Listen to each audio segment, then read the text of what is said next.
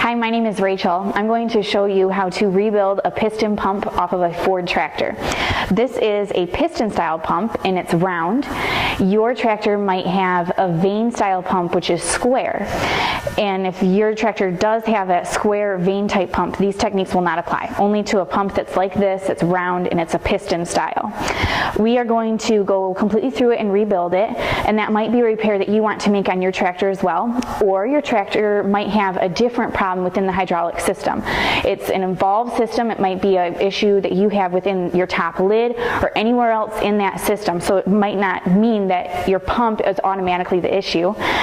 We know that this pump needs to be rebuilt because the tractor is losing prime. It'll start right up and then it takes a while for the hydraulics before they will start working. So if that is the issue on your tractor, then the issue may lie within your pump. If you need more detailed information about your hydraulic system, Steiner Tractor Parts does sell a detailed video that you can follow that will cover the whole entire hydraulic system rather than just the pump rebuild that we're going to go over today. So in order to rebuild the pump, you need to take it off your tractor.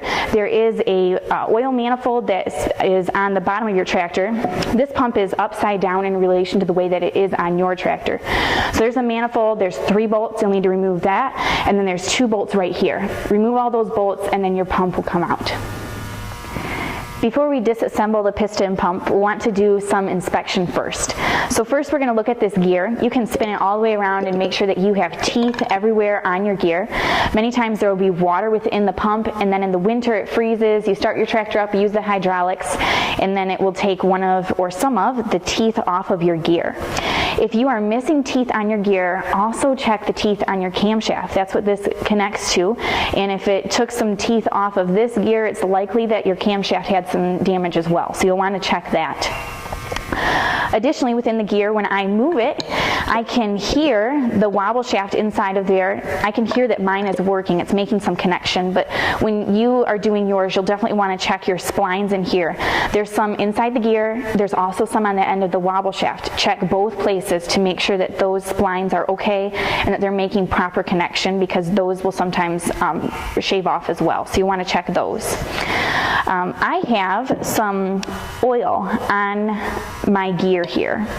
You will have some on yours. I have too much. It shows that there is an issue within a seal inside of here that's producing that much oil, and yours may do the same, and that's just a sign that there is a problem within my piston pump, and that could be the problem is the seal there because of the amount of oil that's there. So now that we've done that inspection, you also want to check which way your gears are going. This part is directional. When you put it back in, you want to get the gears going in the same direction. And then you can remove this nut off the end. It's long threaded, so you want to keep going the whole way. There'll be a nut, and then it will come apart.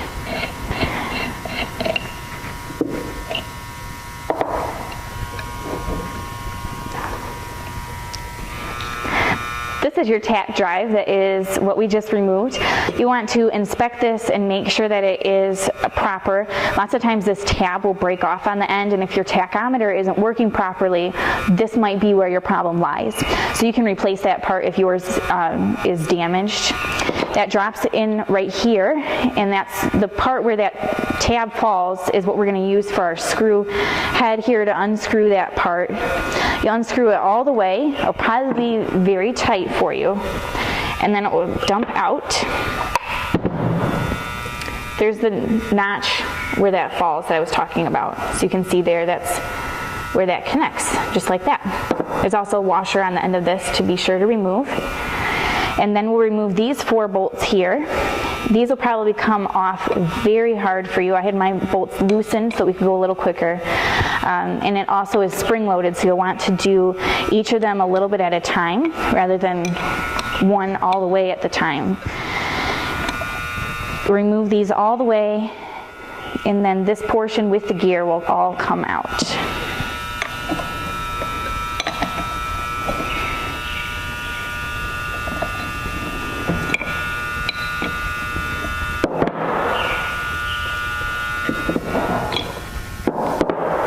My bolts are coming out here, and then this whole assembly will come out. As you were removing your bolts, you probably noticed that it is slightly spring-loaded. This whole portion kind of worked with you as you were going. That's okay.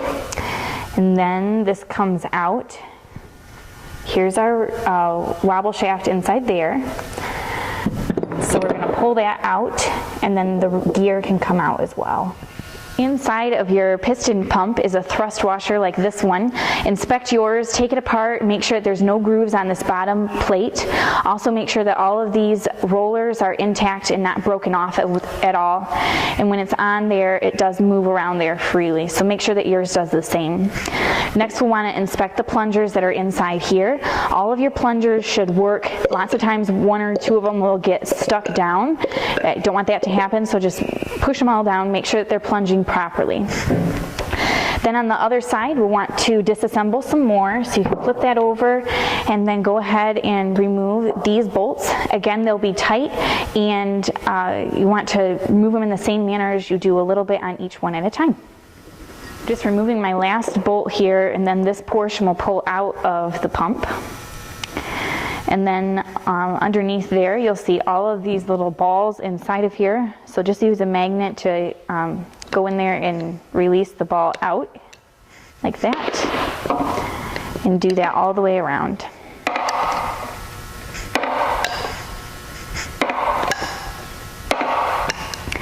Now we're going to remove the plungers that are in here. They might be loose that they'll fall out on their own, or if they aren't, you can just use a screwdriver to push them down and release them. Then when you pick them up, all of those plungers should fall right out. You can see all my plungers came out. Now I'm going to take this portion of the pump as well as this portion that holds the gear and clean it all very thoroughly. I'm ready to remove the bearing, so that will just come right out for you. Pull like that. This is a roller bearing. It'll come out. And then underneath it is where the seal is. I've already removed my seal. You can see that it came out in several pieces. There are many ways that you can remove a seal. I just used a screwdriver to remove mine. This seal you're going to replace, so it doesn't matter if you do damage to the seal itself. Be careful on the cast iron part of your piston pump, this outer casing, not to do damage there. But you can do damage to the seal because you're going to replace it. There's lots of ways you can do it. I used a screwdriver. You can do that as well, just because I thought that most people would have a screwdriver in their garage. Obviously not a more complex tool. This is the new seal that you'll put in. Steiner Tractor Parts sells one that's a double lip style like this, so it's not directional. It doesn't matter which way you put it in. It'll drop down in there, and then you can just insert it down like so.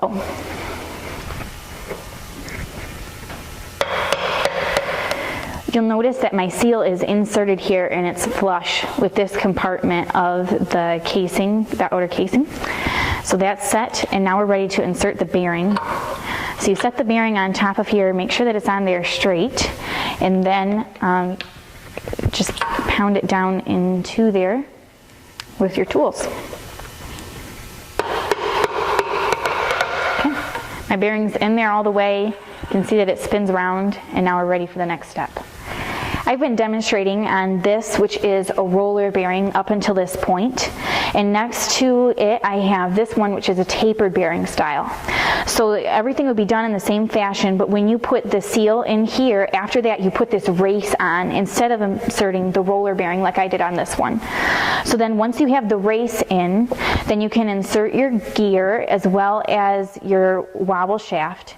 So the gear, remember, is directional. This is where there's a groove, and this is flush, and it goes in this manner. And then we can insert this shaft into there. Now this shaft has the tapered bearing on it and will not go into this one that has the roller bearing. Obviously you can't double up your bearings, but you can't do this shaft and just insert it on there without this tapered bearing on there. It's a different diameter. This is the older style. This is the new style with the tapered bearing. This is old, this is new.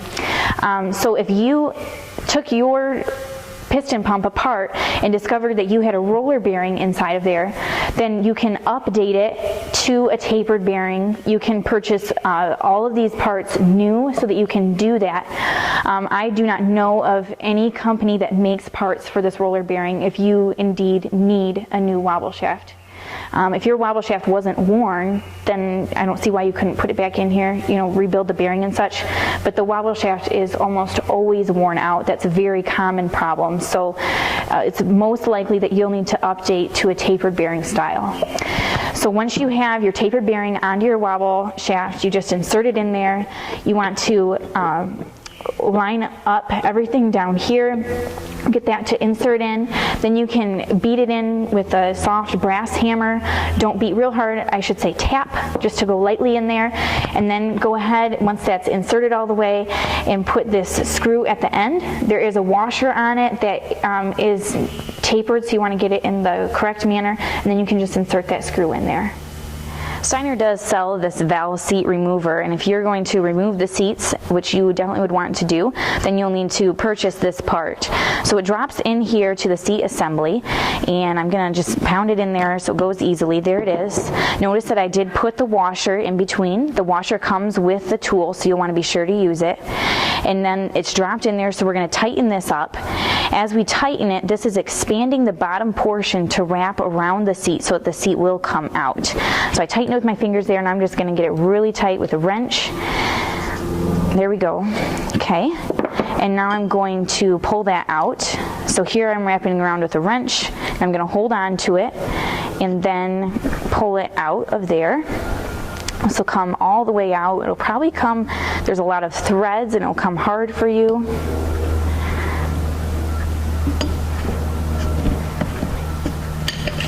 I think it's loose there. There we go. You can see that my seat's there on the end. You'll want to do that on every single seat that's inside your pump there.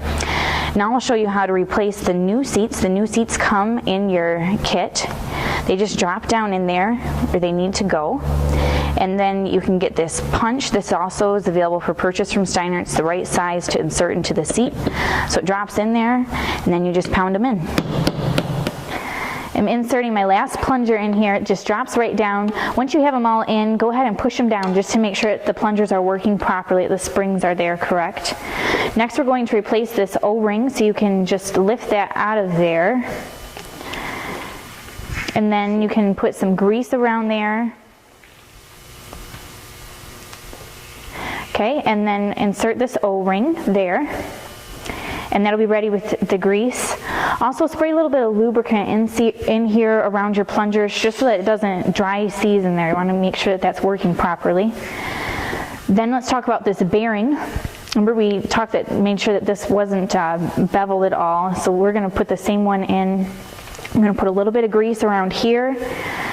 First, I'm going to insert it into this top portion. So I'll put some grease up here too to hold that on. And then this falls on there. Let's get a little bit more grease to hold it together there. And then we're going to go ahead and drop it onto this portion of the piston pump. They're together. Now that it's rested on there, I'm going to start my 4 bolts. This is spring loaded, so it's not going to go all the way down and attach. We'll just work with all the bolts evenly until it's inserted the whole direction. I did remove this plate from this part of the piston pump. I used a punch, drove it in there, and then drove it out from the other side, and the plate came with it. When it came, the gasket divided halfway. Some of it stuck on the plate, and the other remained on this portion of the pump. So I'm going to replace this plate because it's worn right here from the plungers. You can probably see the wear. So I'm going to replace that, so therefore I didn't clean the gasket off. There's no sense in doing that. But I did definitely clean the gasket off of here. You can see how that's all clean and ready to be applied with a new gasket on there. First, we need to drop these springs into the holes. You'll see that in the kit it does come with 2 sizes of smaller springs. We're using this size for that step. This size right here. It drops into this portion. You put 1 spring in every spot. And then the roller balls do go on top of that. You did get more rollers than just these 6 in your kit, but they're the same size, so it doesn't matter which ones you use for this step and what ones you use later on within the pump. So once your springs and your rollers are on there, it's time to insert the gasket. You notice there is a notch here. That's because the gasket is directional. So it goes towards the intake, or the way I'm looking at it, the notch goes towards 8 o'clock. And then there is also a notch on the top of the new plate and old plates as well that you'll want to line up again. It drops in there, and then you can see that all of my holes are lined up, and that looks good. There's a bolt that you put here. I'll tighten it down all the way. I'll use a wrench to get that really tight. You'll want to as well, but I want to talk about these springs. You'll notice that they are wider at this end and smaller at this end, so you want the smaller end to go down on this notch. So you set it down on there, and then you turn it counterclockwise, and it will stick on there, go straight on. And you do that on every single one of these notches.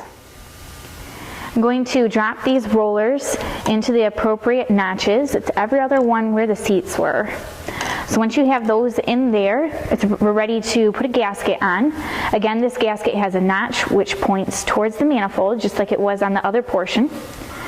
So that drops down in there. You can see that you have it in the right spot because all of this lines up with the notch there too. And then we can drop this portion onto it. When I flip this over, and when you flip yours over, make sure that all of these springs stay on there. And then you'll just lightly set it down there, making sure that everything lines up as you go. It looks good. Now I'm going to get some bolts started, and again this will go down all together. The bolts will go a little bit at a time on each one, and then this will be together.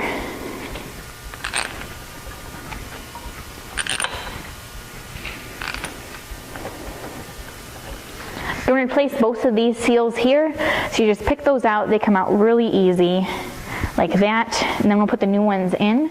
First I'm going to put a little bit of grease in there just to hold it in, because we're going to flip this around when we go to put it on the tractor. So the grease is there, we'll hold it in, then put the seal around there. Looks like it's the wrong size. Let's try this one. There we go, that'll fit better. There's your seal for that. You're going to get a little bit more grease for the bottom one, and then put the new seal in there. This is the screw that is inside of my pump already. I'm going to insert this portion into the pump, and what I need to happen is a connection like that, so that when that tack drive turns, this screw turns as well. So that's what I'm going to have happen when I insert this in here.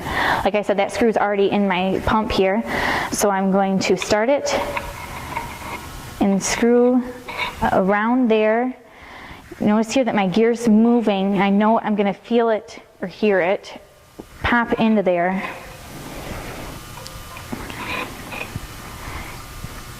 See if that did it. Nope.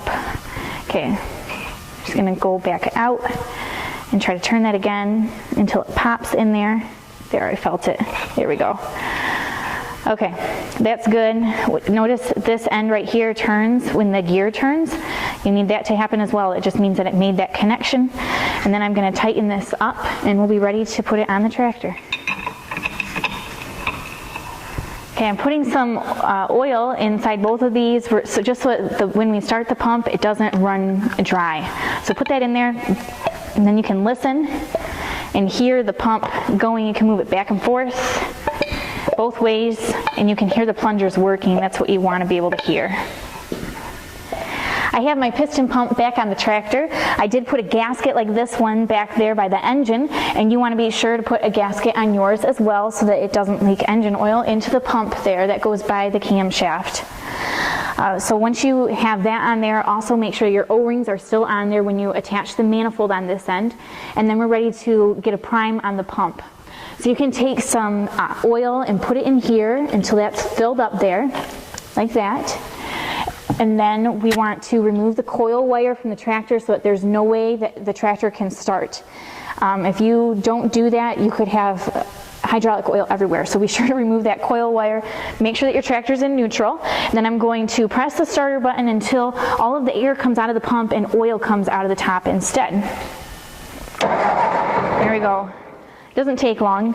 All of the air is out of the pump, and we know that that pump is primed. Now let's go ahead and test the 3-point hitch. My pump is primed. I have the plug back in. I also put my coil wire back on. So now we're ready to start the tractor and make sure that the 3-point works properly.